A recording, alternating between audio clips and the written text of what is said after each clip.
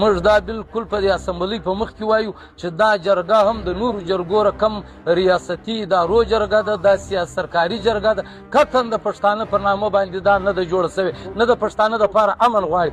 زوړ برېتور وزیر اعلی علي امین ګنډاپور ویل چې موږ دهشتګرد ونیسو ISI و MI یې رانه خلاصوي. زموږ خو دا امید و چې PTI به اوس جمهوري سوي د قام په دا ستونزو به خبره سوي، د ریاستي ادارو په دې ظلم به بالا دوی ډېر سنجیده سوي. زړه کیسه ده، یرغمال پارلیمنت، یرغمال جمهوریت، یرغمال وزیر اعلی، یرغمال وزارتونه، څوک چې د هغه قامي تحریک خبرې اورېدو ته نه وي تیار چې چا په دا 7 کاله کې په درزنونو شهیدان ورکو. PTM دا ټیم د ټولو مظلومانو د پښتنو افغانانو انټرنیشنل تحریک دی. PTM د دې امن دپاره د خیبر قامي جرګه جوړه کړې وه.